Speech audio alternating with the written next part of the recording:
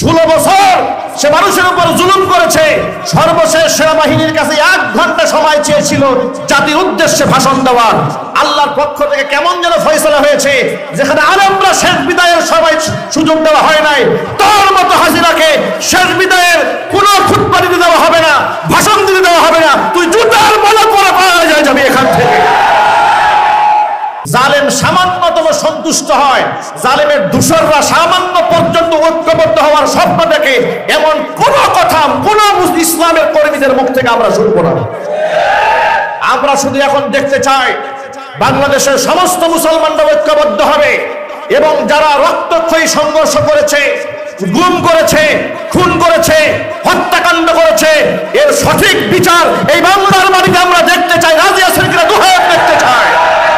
যারা আলেমদের বিরুদ্ধে ঐক্যবদ্ধ উলামা যেন না হতে পারে, আলেমদের বিরুদ্ধে পেছন দিয়ে কাজ করে তাদেরকে চিহ্নিত করুন, জাতির সামনে এদের মুখোশকে উন্মোচন করে দিন, যাতে উলামাদের মাঝে বিভেদ সৃষ্টি করতে না পারে। ওয়াল্লাহি ওয়া রাব্বিল কাবা, উলামারা যদি এক হতে পারে, এক প্ল্যাটফর্মে দাঁড়াতে পারে, কোন সুদখোর, কোন ঘুষখোর, কোন লম্পট, কোন মাদক ব্যবসায়ীর পেছনে এদেশের একজন মানুষও হাঁটবে না।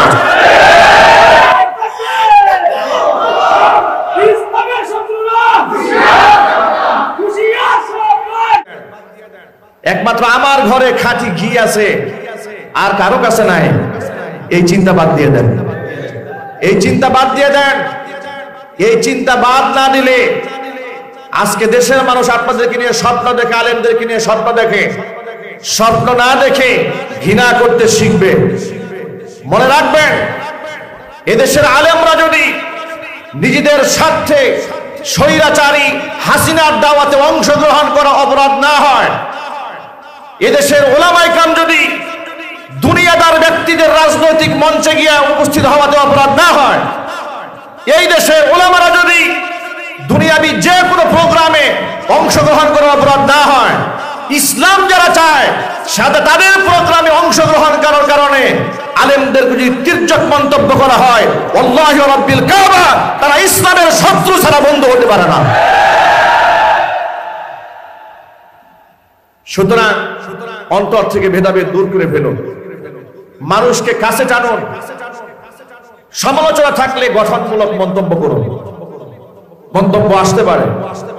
কিছুদিন আগে বাংলাদেশের অত্যন্ত নন্দিত, জনপ্রিয় বর্তমান জামাতের যিনি আমির ডাক্তার মোহাম্মদ শফিকুর রহমান, বিশ্বাস করুন আমি উনাকে, যেহেতু আমি রাজনৈতিক দলের কর্মী সদস্য না হওয়ার কারণে সেভাবে চিন্তাম না, সিলেটে যখন বন্যা কবলিত মানুষের পাশে তিনি ত্রাণ দিতে গেলেন, তার কিছু বক্তব্য সোশ্যাল মিডিয়াতে কল্যাণে শুনলাম।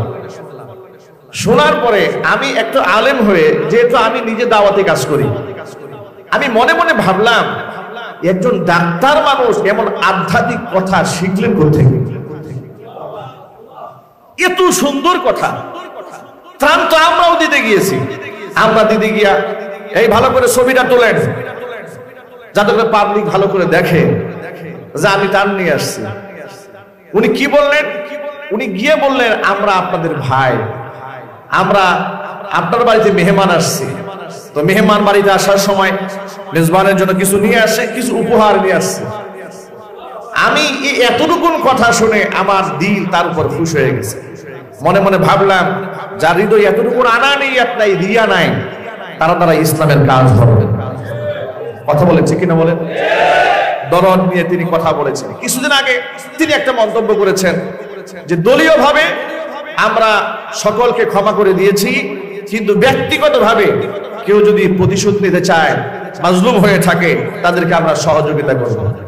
ব্যক্তিগতভাবে মানুষের ভিন্ন মত থাকতে পারে, সেই ভিন্ন মতের জায়গা থেকে আমি বলেছি ডাক্তার শফিকুর রহমান অত্যন্ত শ্রদ্ধার পাত্র, সম্মানের পাত্র, কিন্তু এ কথা বলার সময় এখন নাই যে আমরা তাদেরকে ক্ষমা করে দিয়েছি। এটা বলা যাবে না, এই মুহূর্তে বলা যাবে না, কারণ বাংলাদেশের 90 থেকে 95% মুসলমানেরা এই জালেম কর্তৃক এমন নির্যাতিত হয়েছে, নিষ্পেষিত হয়েছে। জালেম সামান্যতম সন্তুষ্ট হয়, জালেমের দূষররা সামান্য পর্যন্ত ঐক্যবদ্ধ হওয়ার স্বপ্ন দেখে, এমন কোন কথা কোন ইসলামের কর্মীদের মুখ থেকে আমরা শুনবো না। আমরা আমরা শুধু এখন দেখতে চাই বাংলাদেশের সমস্ত মুসলমানরা ঐক্যবদ্ধ হবে এবং যারা রক্তক্ষয়ী সংঘর্ষ করেছে, গুম করেছে, খুন করেছে, হত্যাকাণ্ড করেছে, এর সঠিক বিচার এই বাংলার মাটিতে